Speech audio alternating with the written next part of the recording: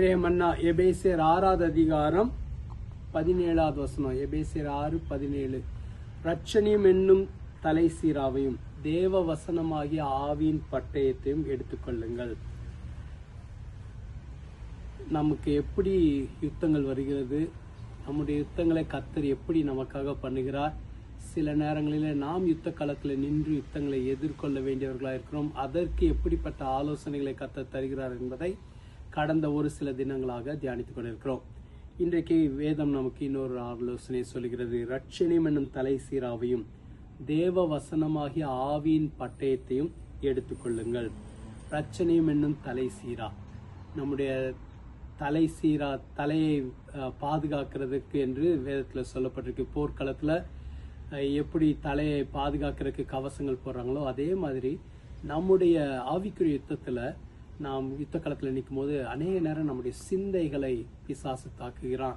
நம்முடைய சிந்தைகளிலே தேவையில்லாத சிந்தைகளை கொடுத்து நமக்குள்ளாக இருக்கிற விசுவாசத்தை எடுத்து போடுகிறான், நம்பிக்கை எடுத்து போடுகிறான், பயத்தை கொண்டு வருகிறான், அல்லது எல்லாமே முடிஞ்சு போயிடுச்சு என்ற ஒரு எண்ணத்தை கொண்டு வருகிறான்.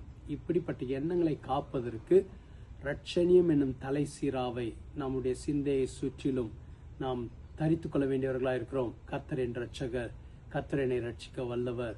அந்த ரட்சணியம் என்னும் தலை சீரா காக்க வல்லது. அது மாத்திரல்ல, தேவ வசனமாகிய ஆவியின் பட்டயத்தை எடுத்துக்கொள்ளுங்கள். கர்த்தருடைய வார்த்தையினால நிரம்பி கர்த்தருடைய வார்த்தையை பயன்படுத்தி பிசாசின் எல்லா எதிர்த்தாக்குதல்களையும் மேற்கொள்ள அது உதவியாக இருக்கும்.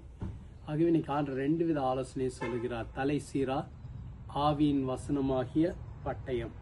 இந்த ஆவியின் தேவ வசனமாகிய ஆவியின் பட்டயத்துக்கு ஊடுருவி செல்லக்கூடிய ஒரு வல்லமை உண்டு. பிசாசின் எல்லா தாக்குதல்களையும் முறியடிக்கிற வல்லமை உண்டு. ஆவியின்ல அந்த ஜீவன் இருக்கிறது, வசனத்துல ஜீவன் இருக்கிறது.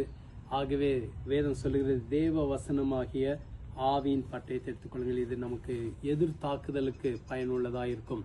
நீங்கள் கர்த்தருடைய வசனத்தை ஆவினால நிரம்பி சொல்ல சொல்ல சொல்ல சொல்ல அந்த பிசாசின் கிரியைகள் அழிக்கப்பட்டு போகும். கர்த்தர் உங்களுக்கு ஜெயம் தருவார். ஜெபிக்கலாமா? எங்களை அதிகமாக நேசிக்கிற நல்ல ஆண்டவரே, இந்த சர்வாயுத வர்க்கத்தில் முக்கியமாக இருக்கிற தலை சீராவையும் தேவ வசனமாகிய ஆவியின் பட்டயத்தை நாங்கள் எப்பொழுதும் பிடித்து கொண்டு நிற்க கிருபை தாங்க. உங்களுடைய வார்த்தையினால் நிரம்பி இருக்க உதவி செய்யுங்க. அந்த வார்த்தைகளை நாங்கள் விசுவாசிக்க கிருபை தாங்க. எங்கள் சிந்தைகளை காத்துக்கொள்ள கிருபை தாங்க. ஜெயம் கொடுக்கிற தேவனுக்கு ஸ்தோத்திரம் என்று சொல்ல விரும்புகிறோம். நீர் எங்களை வெற்றி சிறக்க பண்ணுகிற தேவன். ஆண்டவரே அப்பா, சத்துரு ஒரு நாள் எங்களை மேற்கொள்ள விட மாட்டீர் ஆண்டவரே. ஆண்டவரே, கர்த்தர் உன்னை வாளாக்காமல் தலையாக்குவார், கீழாக்காமல் மேலாக்குவார்னு இருக்கு. அப்படியே நீங்க எங்களை மேலான இடங்களில் வைக்கும்படியாக ஜெபிக்கிறோம். இந்த நாள் ஒரு ஜெயத்தினாலாய் ஆசீர்வாதத்தினாலாய் இருக்கட்டும். இயேசு மூலம் ஜெபிக்கிறோம் பிதாவே, ஆமென். கர்த்தர் உங்களை ஆசீர்வதிப்பாராக. ஆமென்.